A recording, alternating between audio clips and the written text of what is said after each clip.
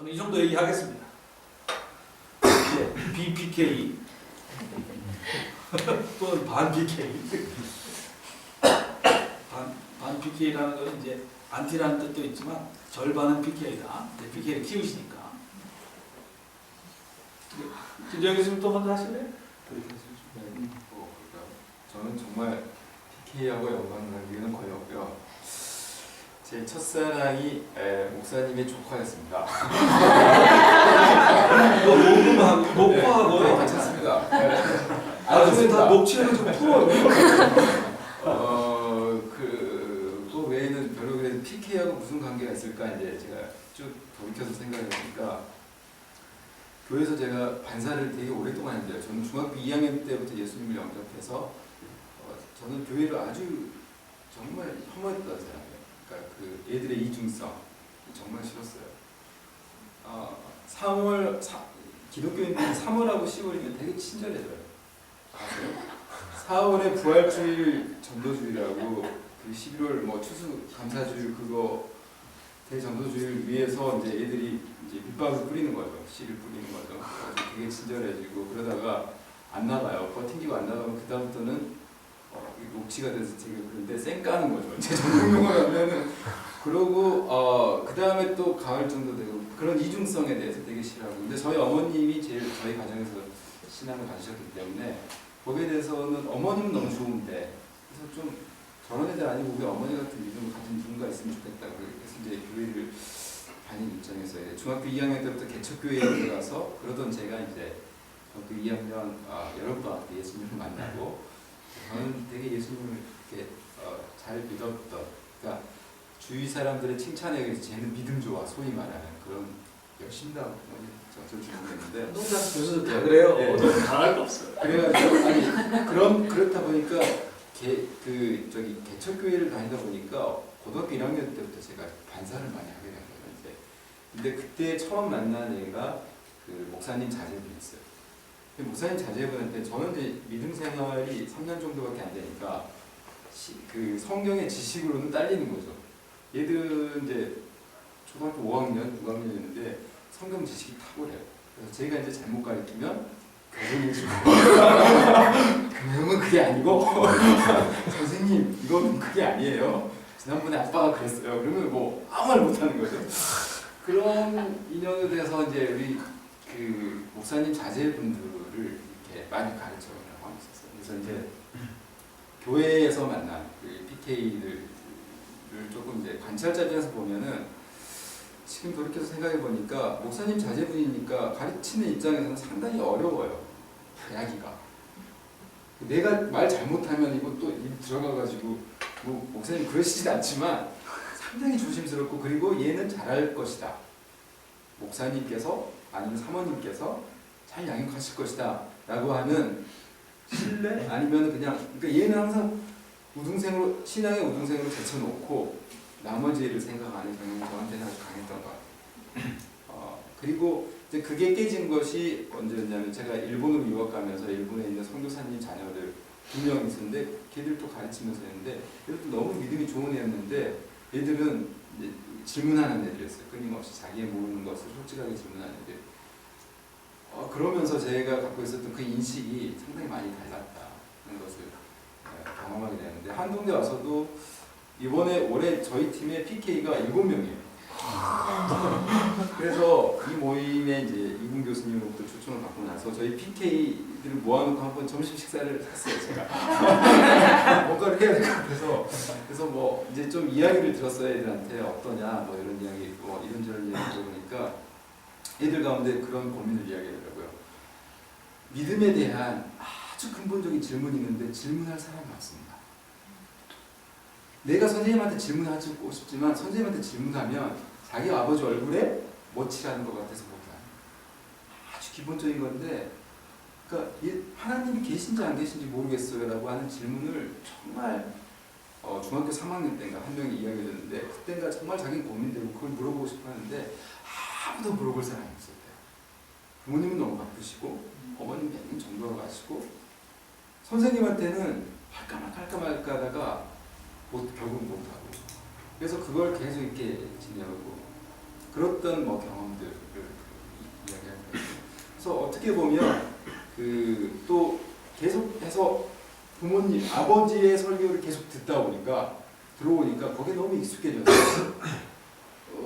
다른 쪽으로 말씀을 해석하려고 하지 않는 어떻게 보면 딱 거기 프레임에 익숙해져 있어서 그 프레임에서 그 다음 답을 알고 그 다음 답이 아니면 이상하네?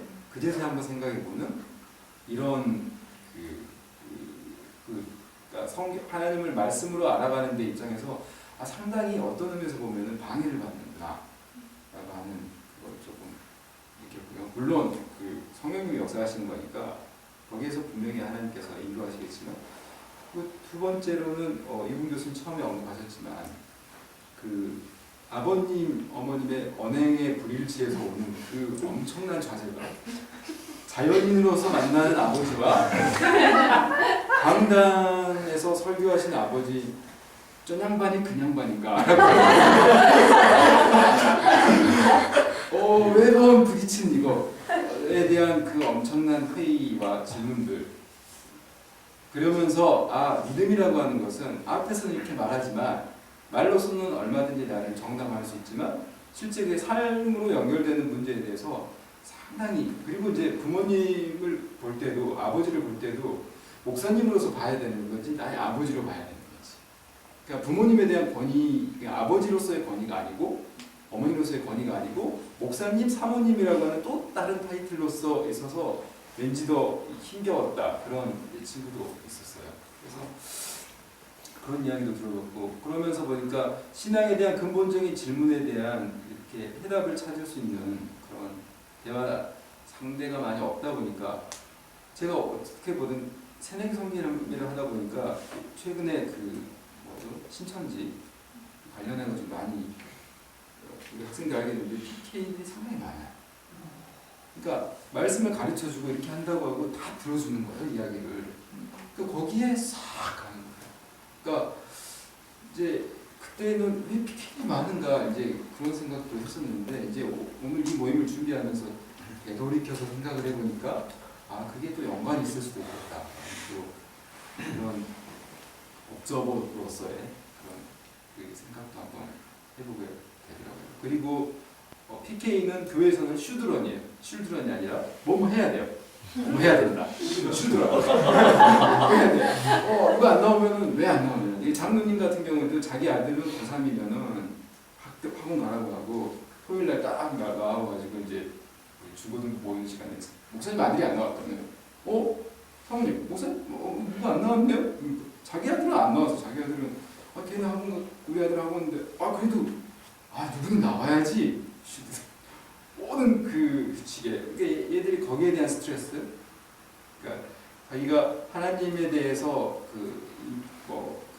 스스로의 마음이 동해서 이렇게 신앙생활 한다고 하는 것 자체가 어떤 의미에서 보면 어불성설이지만 근데 그런 선택권이 전혀 주어지지 않는 상황 속에서 이렇게 메어가야 된다고 하는 거 그리고 모든 것에 감시를 당하는 입장이고 박수는 어떻게 써야 되고 아는 해야 되고 이제 여러 가지에 보이지 않는 그런 교회의 스타일의 목사님의 그 스타일에 맞춰야 되는 거죠. 근데 또 제일 심각한 애 중에 한 명은 제가 만나는 그러니까 이제 저는 이제 대학교 때 SFC를 했어요. 근데 학생신앙운동 하면서 교회 개혁, 개혁주의 신앙론 이런 이야기 하다가 거기 PK가 있었는데 아버지의 목회 스타일이 잘못됐다고 생각합니다. 자기가 예수를 만나고 예수님 만나고 정말 교회가 어때야 된다라고 생각하는 젊은 시절에 그것과 자기가 그렇게 소리쳐서 개혁의 대상이라고 소리치는 사람이 알고 보니까 자기 아버지였다. 그런 이야기를 고백을 하더라고요. 그러면서 거기에서 그 갈등하는 그 친구의 모습도 봤던 기억이 있고요. 그런데 그런 상황들 안에 PK들이 다 어떤 의미에서 보면 노출되어 있는 거겠죠. 그래서 어떤 의미에서 보면은 상당히 교회 내에서는 외롭다. 좀 왠지 섬과 같은 그런 느낌 그런 게 좀 있는 것 같아요. 지금 저희 교회도 제가 섬긴 작은 교회인데 애들이 포항에서 학교를 다니지 못하고 여러 가지 사정으로 인해서 다른 도시에서 이제 학교를 다녀야 되고 이런 게 있었어요. 근데 그런 걸 보면서 참 네, PK는 이럴 것이다 쉽게 생각할 수 있지만 어떤 의미에서 보면 똑같은 동세대 그 세대에 똑같은 아이로서 인정받지 못하고 슈드런이라고 제가 표현했는데 거기에 맞추는 거라든지 아니면은 그 집안에서 또 느끼는 갈등이라든지 결국은 누군가 소통할 수 있는 사람이 별로 없을 때에 걔들이 느끼는 고독감이나 외로움에 대해서 좀 생각해 보게 된 것 같아요. 그 PK를 좋아하시겠어요? 저는 좋아하죠. 네. 자꾸 이제 이런저런 생각을 요 하나의 PK란 누구인가라는 화두에다가 연결시켜서 좀 해보기 위해서 한 가지 팁을 좀 나누고 싶습니다. 뭐 카톨릭하고 프로테스탄트 밖에 그 기독교회가 없는 건 아니지만 다른 교회들도 많지만 카톨릭과 비교해 보면 카톨릭이라는 교회 구성에는 PK가 없는 거죠. 이길 있어요 가끔씩. 신부님이 사고를 치시면 생기기는 그냥 한대요. 근데 그거는 좀 약간 말하자면 아버지의 죄를 뭐 이렇게 된 거니까. 이 프로테스탄트 신앙 속에서 굉장히 전형적으로 등장하는 하나의 교회 내에서의 사회적 현상 중에 하나로 PK라는 걸 얘기할 수 있을 것 같아요. 원래 프로테스탄트 신앙은 각각 자기 물론 이제 뭐 예정설을 주로 더 따르는 종파도 있고 자유의지설을 따르는 종파도 있지만 기본적으로는 개개인을 하나님이 부르신다. 개개인이 거기다 응답해야 된다 이건데 그럼에도 불구하고 슈드런들은 과연 거부할 자유가 있는가? 나를 안 부르셨어! 라고 버틸 수 있는 그 근거, 장로교식으로 말하면 있는가? 그 자유의 문제, 외로움의 문제도 말씀하셨습니다만 또 자유의 문제가 있다. 그런 의미에서는 이 카톨릭적인 어떤 그 구성하고 이렇게 비교해 보는 것도 우리가 좀 많은 인사이트를 얻을 수 있는 포인트가 아닌가 생각합니다.